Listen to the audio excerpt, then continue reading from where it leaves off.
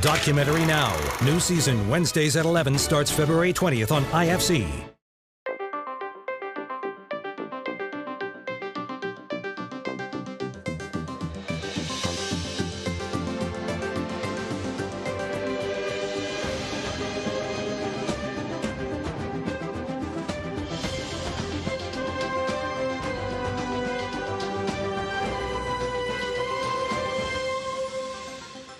Good evening. I'm Helen Mirren, and you're watching Documentary Now, Season 52. Now, what causes someone to start a cult? And what causes someone to join one? In 1980, a man known as Father Ra-Shawbard and his followers descended upon a small town in Oregon to build a utopian community. What followed is one of the strangest stories in American law enforcement history. This is Batshit Valley.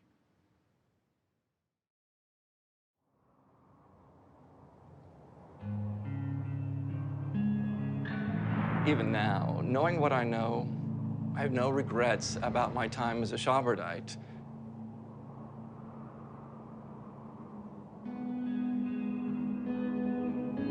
My only regret is that Father Ra-Shawbard was born before the world was ready for his message.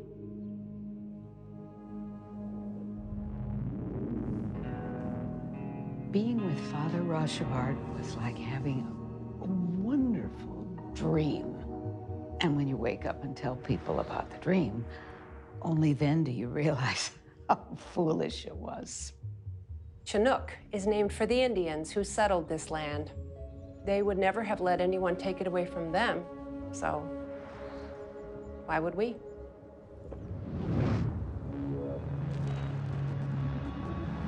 It's easy to look back and say we took it too far.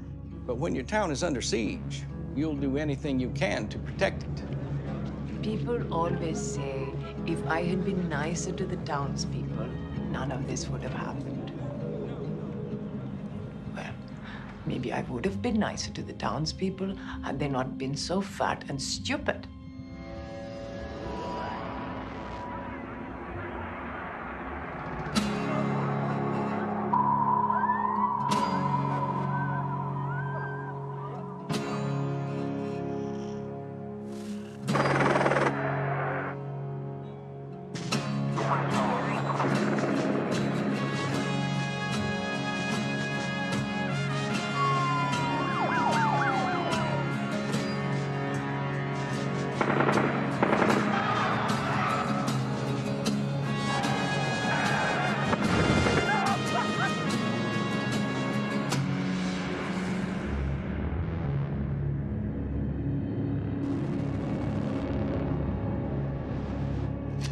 Chinook, Oregon is a quiet town, one not accustomed to visitors. So it was quite a surprise 2 weeks ago when strangers, dressed in yellow and black, started arriving by the busload.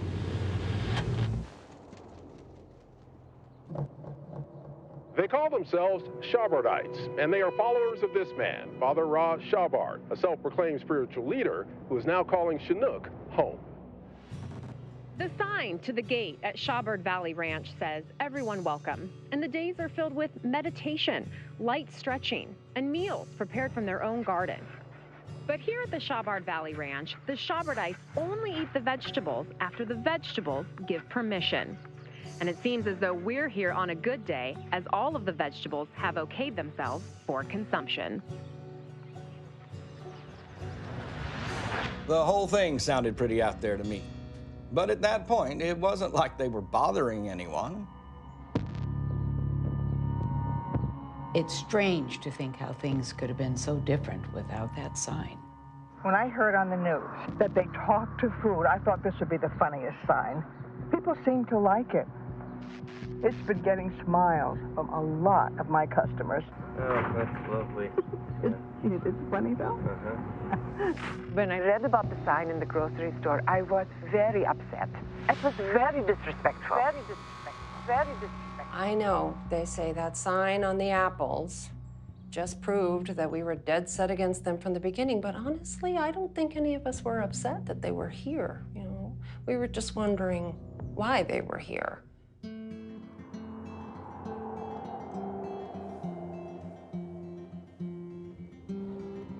Ra-Shawbard was my father. I had a biological father, but he wanted me to have a job and take on responsibilities. He never understood me. But Father Ra-Shawbard did. He just wanted me to be free and happy. And isn't that what a father is supposed to want for his children? That's why it was an honor to give him the money my real father gave me when he died. I first saw Father Ra-Shawbard in a newspaper ad. The words on the ad were so simple, but so profound. Purify, elevate, liberate. I called the number and they gave me an address to send $40 for some tapes of Father speaking. I sent it in, and when it didn't arrive, I called back and they said they didn't know what had happened and I should try again. I sent more money and the tapes came. Anyone who listened to those tapes, their life changed. There is the world we see, but there's also a second world that we do not. How do we unlock the door for that world? And if there's a second world, could there be a third one? A fourth one? Could there be a sixth world? I ordered a new tape every week. And on my 20th, I received an invitation to Shawbard Valley Ranch, and I never looked back.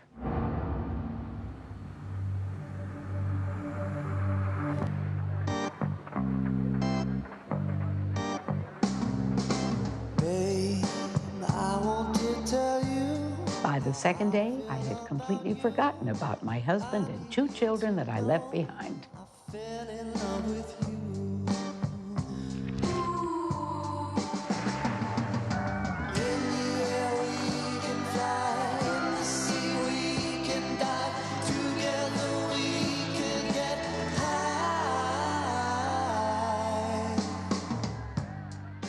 This is your home. But in order for it to truly be your home, you have to abandon all the trappings of your former life. So I ask all of you to write down the names of your family members that you are leaving behind. Put them in this basket, along with their social security number and their banking information. And then you will be free.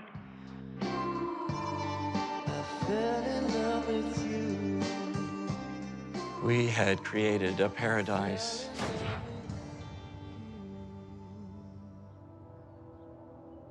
And I think we would still be there if it wasn't for those awful townspeople.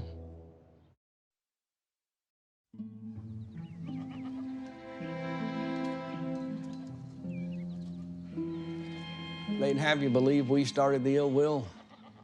But in the beginning, we actually tried to engage with the Shawbardites. Well, I would argue that we went out of our way to make them feel welcome. Oh, yeah, cover up that bird head. We don't need... The only problem was they were having these orgies. And hey, I don't have a problem with orgies. If that is your thing, more power to you. But they were very loud. Well, we had to have a town meeting to discuss the orgies. It was decided that I would go up to the ranch and see if I could convince them to, you know, at the very least close their windows, but it did not go well. Hello there. I'm Marge Middleton. I'm the mayor of Chinook. We know who you are. Well, we just wanted to formally welcome you. Is there something that we can help you with, Marge Middleton? Their spokesperson was a woman named Ra-Sharir, and she was not an easy person to deal with. Well, it's about the orgies. And? I'm sorry, have I done something to offend you? We saw your sign. What sign is that? The one in the grocery store. We are happy to be here. Love the apples. Gosh, that's just Pam doing her Pam thing. I hope you weren't offended by that. Oh, you will know when I am offended. You will know. Now, please disperse. This is a private property. So, you know, we went home.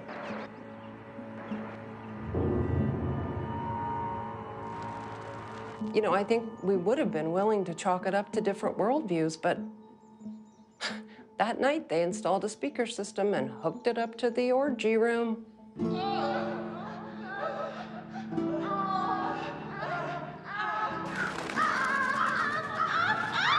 They used a lot of specific words about body parts and where they wanted them put.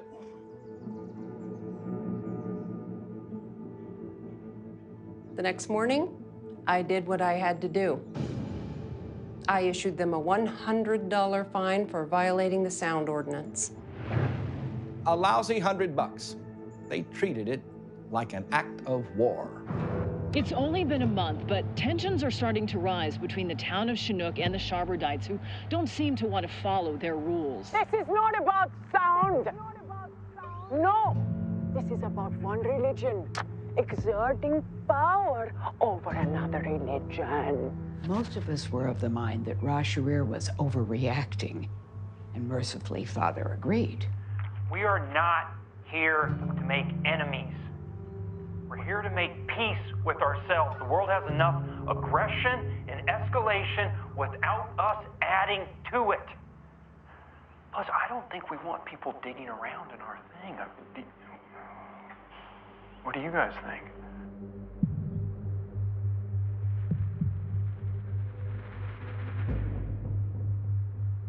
Well, she paid the fine.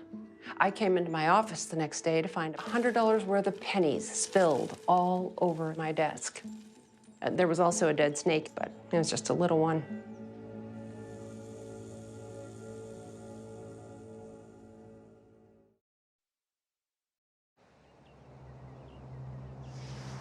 Halloween.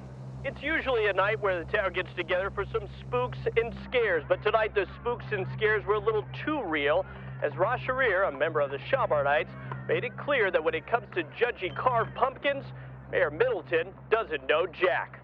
O-Lantern. It is my honor to announce that this year's Pumpkin Patch Pal is Sally Walters. What madness is this? Are you the mayor of stupid? Sit down. You sit down. All of you sit down. No one thinks that is the best pumpkin. No one. Give me one reason why my pumpkin is not the winner. Now, I'll concede that Ra-Sharir had a well-carved pumpkin, but it didn't seem right to reward an adult for what was clearly a children's contest. Ra-Sharir, you're an adult, and this isn't a contest for adults. Where does it say that? Huh? Show me in the rules, where does it say that? I demand to speak with someone. You want to talk with someone? Yeah. I'll admit I said something I shouldn't have, but I was upset and it just came out. Why don't you go talk to your vegetables?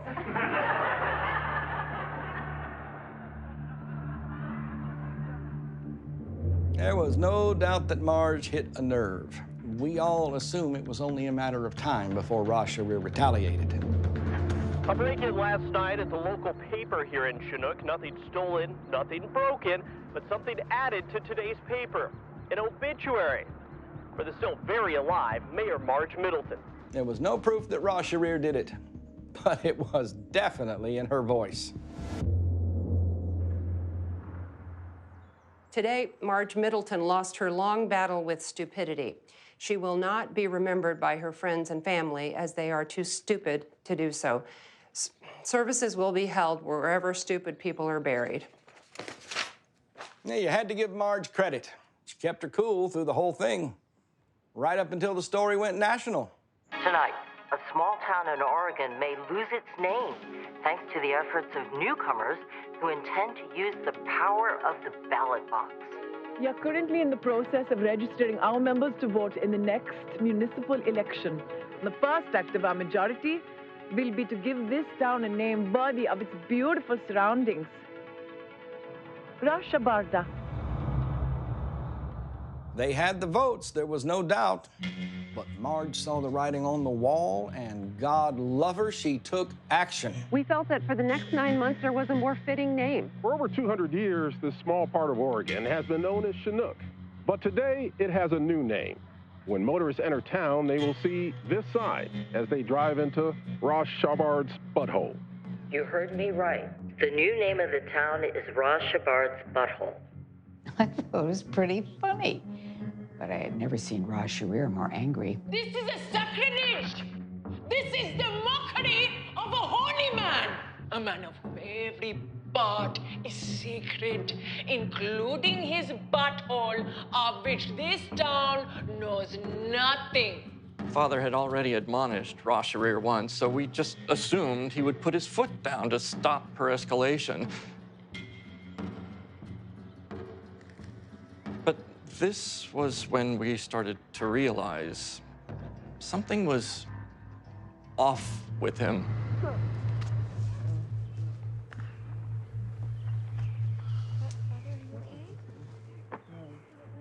He was always in a daze, and he seemed unable to walk. So his chair was attached to a motorized wheelchair that brought him on stage. This was when Ra-Sharir announced that he had taken a vow of silence. Father will use his silence to contemplate solutions to what plagues this world. It was such a trusting place that I don't think it ever occurred to any of us that his diminished state, followed by his vow of silence, had been chemically induced by Ra-Sharir.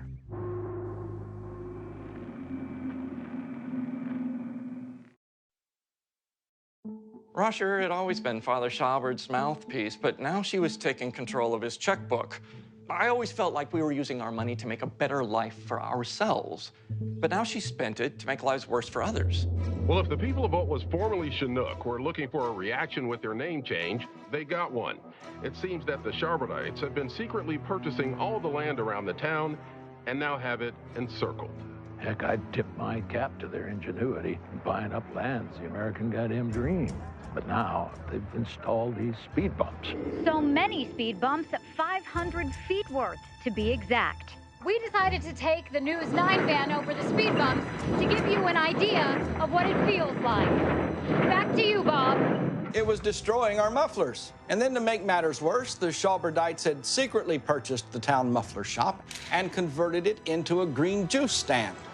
I think the people of this town should see this as an opportunity. If your muffler shop is closed, buy green juice. You will be healthier and happier. You're a monster! When are you gonna leave us alone? Why don't you go back to your butthole? This is America. You cannot open a juice bar in a muffler shop. I don't care who your God is, you need permits. They used to fix mufflers, then they served juice. Then the juice was muffled. But have we heard the last of it? This is war. We figured war meant she'd DP the grade school.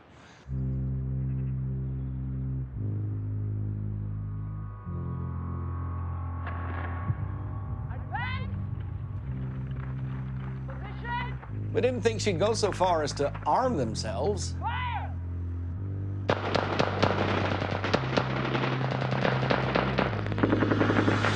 It was terrifying. It was a scary time. The shooting range was very near the room we had orgies in, and more than once a bullet came through the wall. It was clear that the only person who could stop Ra-Sharir was Father Ra-Shawbard. But he was out of it. He was certain that Ra-Sharir had been giving him a cocktail of Valium and barbiturates. He said he needed to speak to the whole community, but he would need something to get his energy back. No, listen to me. No stretching. Get me my cocaine. It did surprise me that a man who spoke of the purity of mind and soul had cocaine, a good deal of cocaine, as it turns out, in his bedside drawer. People are talking, baby that. The thing, I can't hear, but I hear everything. I hear the mice think, I hear the bugs conspire. And I realize in my silence that I'm not communing with God. I am God, and my power will be challenged by no man and no mouse. In the state he was in, it was easy for Ra-Sharir to manipulate him. This is wonderful news. I believe she convinced him to prove that he was a god. Today, Father Ra-Shawbard will prove his divinity by allowing an automobile to harmlessly pass through his corporeal body. How? You, Father. One of the Sharbardites jumped in a car and barreled down towards Father Ra-Shawbard, who was going to prove to us that he was a god. I should have said something, but I actually believed it might be true. And if it was, I wanted to see it.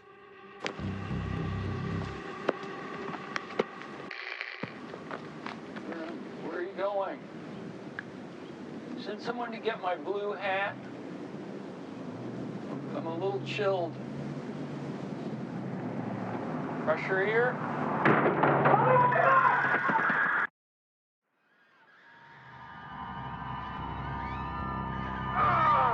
Oh, man.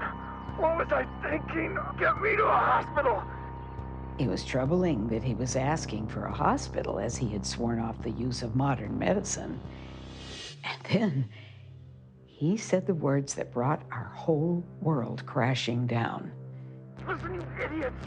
I work for the FBI. FBI. And after we heard that, you are surprised with what happened next?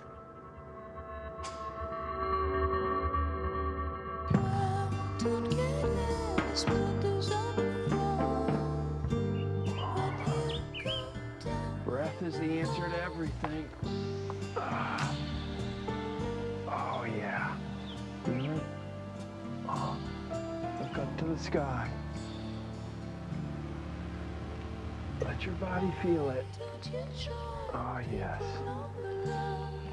Oh, feeling it this morning. Body saying thank you. Gracias.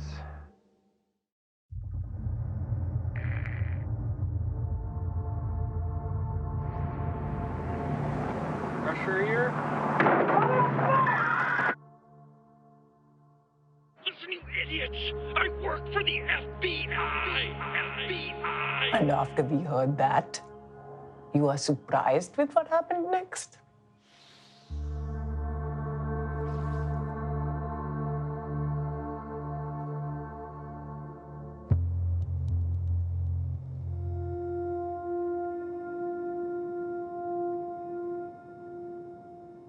My name is Bill Doss. I'm former FBI. Wayne Delancey, AKA Father Ra-Shawbard, was my informant. In the late 70s, I was assigned to the elite cult unit of the FBI. We had been formed after the tragedy of Jonestown for the unique purpose of stopping cult activity. I reached out to a colleague of mine, Larry Cooper. Larry had been profiling serial killers. We're having drinks one night. I said, Larry, how the hell am I ever going to know what a nutbag like Jim Jones is thinking? Larry looks at me and says, what if the nutbag worked for you? The problem with profiling serial killers is that you could only do it after they killed a bunch of people. This way, we could learn what we need to and no one would get hurt. It was a hell of a plan on paper. Our first order of business was to find ourselves a front man. Someone had to run the cult, right? And then, like a gift from the gods, Paternius falls into our lap.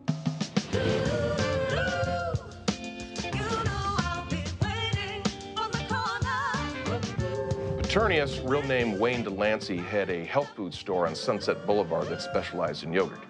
Called the place Counterculture. The place had a staff of about 20 girls, not a bra between them. The guy's raking it in. Buys a nice house in the hills, lives there with 50 or so of his followers. They call themselves Paternians. Local PD tossed it our way because it qualified as cult activity. So we stopped by the yogurt stand to take a look. Within 5 minutes, it's clear the whole thing is a front for a drug dealing operation. We arrested Wayne in the back, loading the cocaine into little bags himself. He just gave us a look like, oh, man.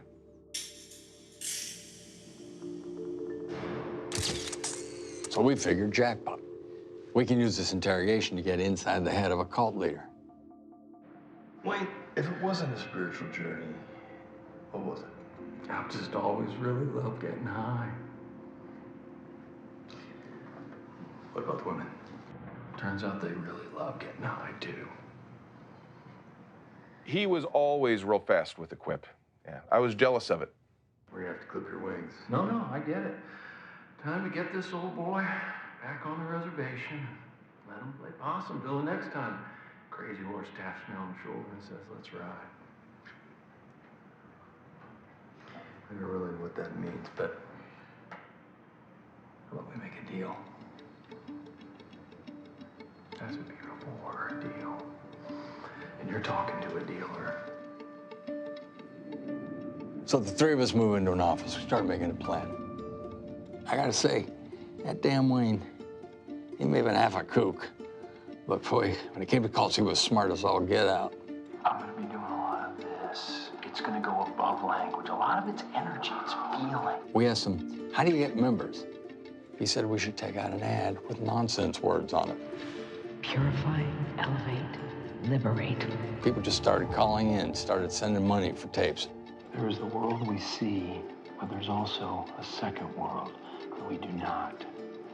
How do we unlock the door to that world? Who has the keys? Who lives there? What do they have for breakfast? You couldn't beat Paternius anymore, so we had to come up with a new identity. Cooper was from Pittsburgh, big Steelers fan. Oh, yeah, man. I love the Steelers. Wayne suggests everyone in the cult should just be the players' names rearranged. Bradshaw became Shawbard. Green and Harris became Negree and Sharir. Father calls me Ra-Temblar. Tem is for the temple, and Blar is for the blaring of the message of love. I was named after God's kindness. Nope. You weren't named after kindness. You were named after Jack Lambert, meanest son of a bitch to ever play the game. When God saw Jack Lambert play football, he pissed his pants. Wayne even thought everyone should wear Steeler colors. These people thought they were on a path to enlightenment, and unbeknownst to them, they were dressed like a bunch of drunks at a tailgate. We had a lot of fun. I don't think about it much because of how it ended, but those were good times to be in the elite cult unit of the FBI.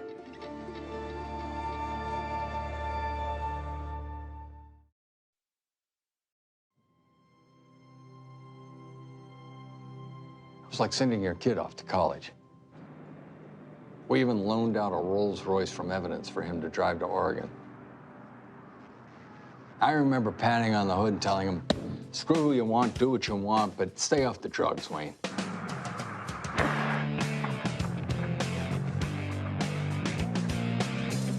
Everything got off to a great start. People were showing up every day, and they were totally under Ra-Shawbard's control. So we started our experiment to see how easily cult members would surrender their free will to a leader. These people ate up everything Wayne told them to do. He had them talking to vegetables, dancing for hours on end, spinning in circles. It was genius. But my favorite was Wayne's signature helium topic meditation.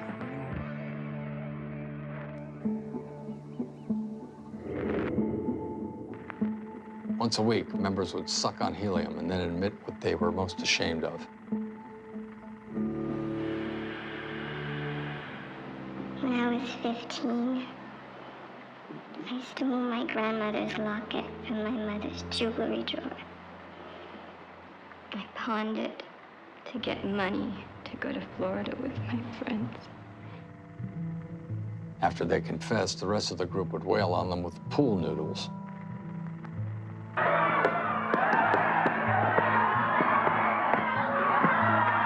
And then finish up with a big old orgy with one great Wayne detail. They had to scream their orgasms into jars so that they could be saved.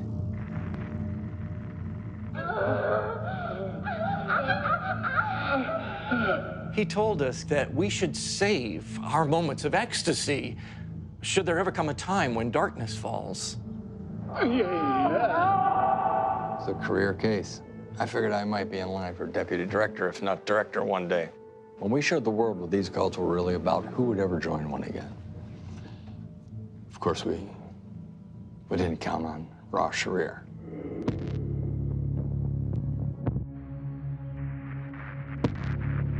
Ra-Sharir showed up after the first wave and immediately ingrained herself into Wayne's inner circle. Wayne told us she was a true believer like he'd never seen. I told him, don't you ever let her forget who's in charge. Remember, stay off the drugs, Wayne. He had a wicker chair, and Ra-Sharir started calling it his throne. We should have seen that as a red flag. I didn't care about the throne. What I cared about is somehow this Ra-Sharir was becoming the spokesperson for the cult that I started. When I read about the sign in the grocery store, I was very upset. Then she goes and she makes it a national news story by threatening to rename the town. Tonight, A small town in Oregon may lose its name. Ra-Shabarda. I reached out to Wayne. I made it very clear. I said, Wayne, you've got to put a stop to her. Getting a little out of your lane, Wayne. Any chance you could pull your friend Ra-Sharir back for us? Oh. Ra-Sharir, Wayne. The one who seems to be running things over there. Ra-Sharir? Yeah, that's right, Ra-Sharir. Where? Oh, yeah, man. Ra-Sharir, she's one a dynamite lady. Bill, you gotta meet her. How the f*** am I gonna meet her, Wayne? I'm an FBI agent. She's a cult member. Who is? Goddamn, Ra-Sharir. Wayne, he's back on drugs.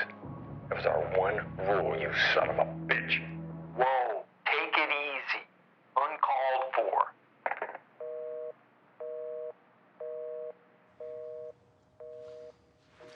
I always regretted yelling at him, especially since it was the last time I ever spoke to him.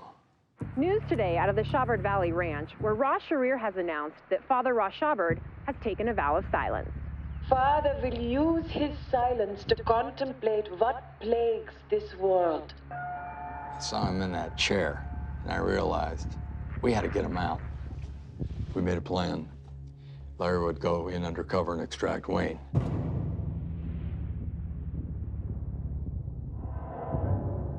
One day passes, and I don't hear from Larry. Then 2 days, then 3. Then on the 4th, I see him on the news dancing with other cult members.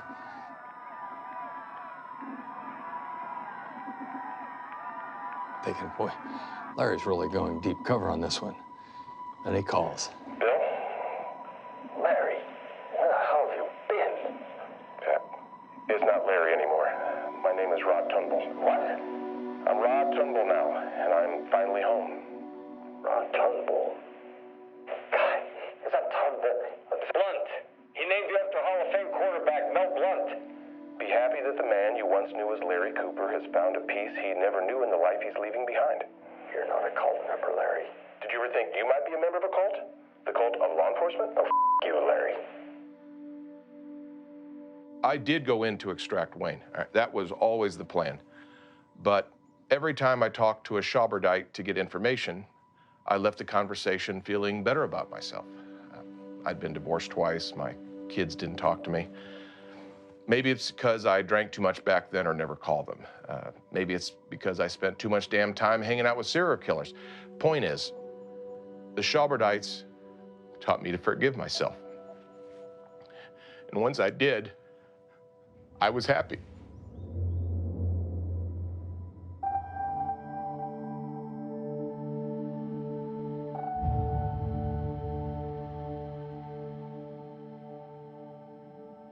Well, I knew I had to go to the brass.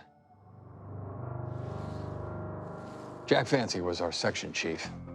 I was walking into his office thinking it couldn't be worse, and when I opened the door, he's watching Ra-Sharir on the news. This is an attack by the federal government on a religion of peace. Tonight, we bring you video out of Shawbard Valley Ranch, but we warn you, what you're about to see is graphic. Ra-Sharir? So I'm watching this, and Bill walks in, and I turn to him and say, "Do you notice that driver looks a lot like Agent Cooper? By the way, where is Agent Cooper?" He just started to cry. Yeah, I cried. Cried hard. I cried for a real long time.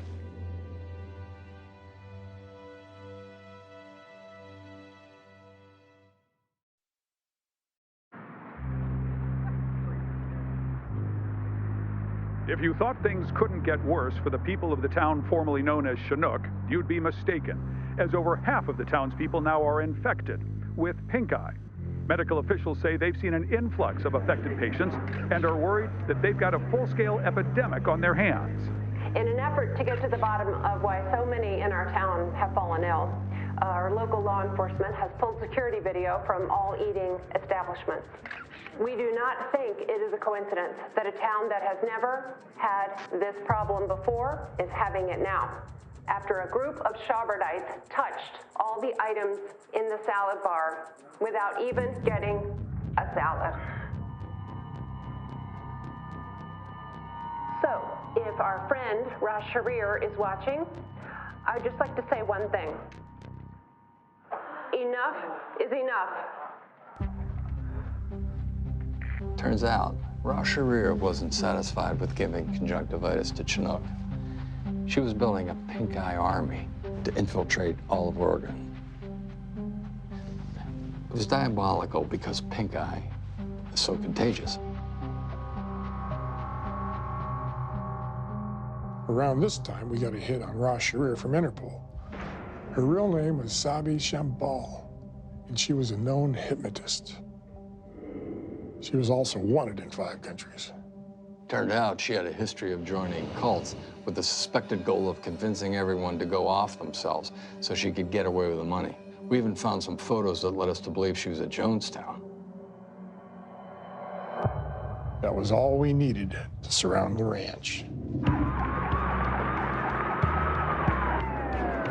Tensions are running high here outside of Shawbard Valley Ranch, where federal agents have surrounded the area. The path to Shawbard Valley Ranch has been completely blocked by a barricade of mason jars. And what's in these jars is anyone's guess, but it could be noxious gases. There was a fear that we were dealing with chemical warfare. I called Agent Dawes to see what he thought. I told Agent Fancy it was probably the jars they screamed their orgasms into. Then he hung up on me. The hope was that the joy of the orgasm jars would turn back the violent urges of the law enforcement.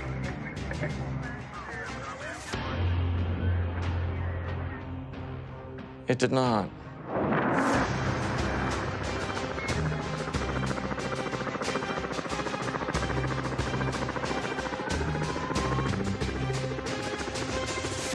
They are coming for us.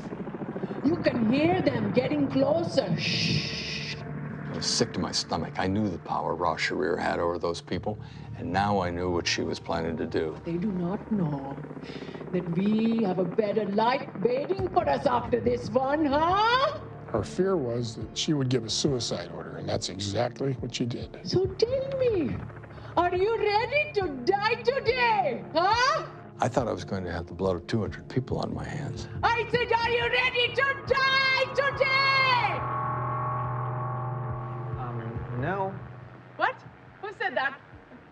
I just don't think, like in general, that's what we're here for. Are you not here to follow Father Ra-Shawbard? We are, but like, where is he? He is recovering, and I speak for him. If I may, I think what we're all reacting to is how aggressive things have gotten here. A month ago, this place had a really good vibe. Now there's like guns everywhere and itchy eyes. And there are hardly any orgies. And it's just not what we all signed up for. Everyone look at me! Here's the thing. The eyes are the most important tool a hypnotist has. A hypnotist with pink eye is like a boxer with 2 broken hands.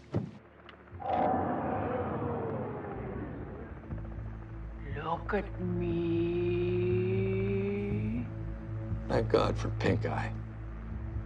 In a standoff situation, the dream is everyone comes out with their hands up. This was that dream. The siege at Shawbard Valley Ranch is over before it started, with members turning themselves into federal agents. Most were released within the course of a day, save for one, Ra-Sharir, who was in police custody. We had multiple witnesses who corroborated that Ra-Sharir had tried to pink eye the entire state. We could have put her away for years, but she had an ace up her sleeve. I simply played them a tape that I thought they might find interesting.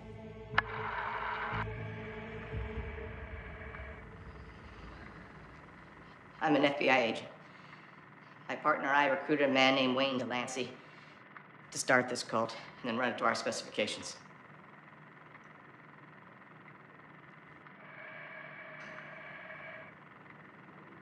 The U.S. government is responsible for everything that has happened here. I'm sorry. I cannot speak to why she was released, but she was released. Today, the final member of the Shawbard Valley Ranch was released from federal custody, and Ra-Sharir had a message for everyone. You want to know what I think?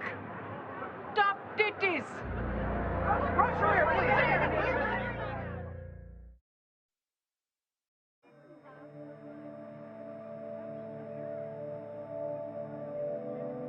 I took my pension and never looked back. I spent the next few years getting in touch with my kids.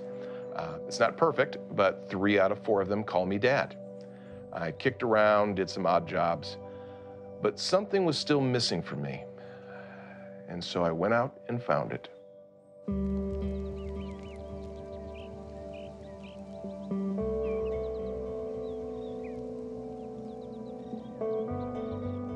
I think the thing about me that surprises people the most is that I stayed in Chinook.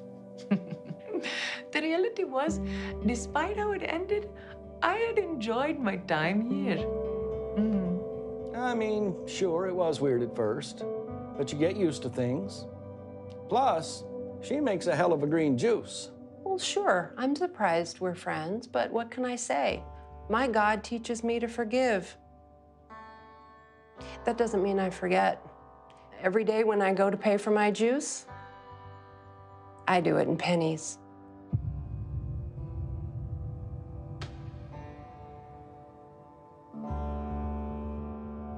What do I think happened to Wayne Delancey? He's probably dead. Agents on the scene searched Shawbard's domicile but couldn't find him. Based on his injuries from the car accident and the fact that he never saw a doctor, our best guess is he's buried on the premises somewhere. If I ask you to picture Wayne Delancey with his beard shaved off, wearing an FBI jacket, sunglasses, you think he'd look anything like this? And if he is dead, do you want to explain to me why every year on the anniversary of the raid, I get a Pittsburgh Steelers postcard sent from a different corner of the globe? When people find out I'm a Shawbardite, they're surprised that I still adhere to the teachings of a con man who was only pretending to be a spiritual leader. And the only thing I can tell them is that I was sad before I met him and happy when I knew him. And I don't know what more to want from anyone other than that. I do wish he hadn't stolen from me, though.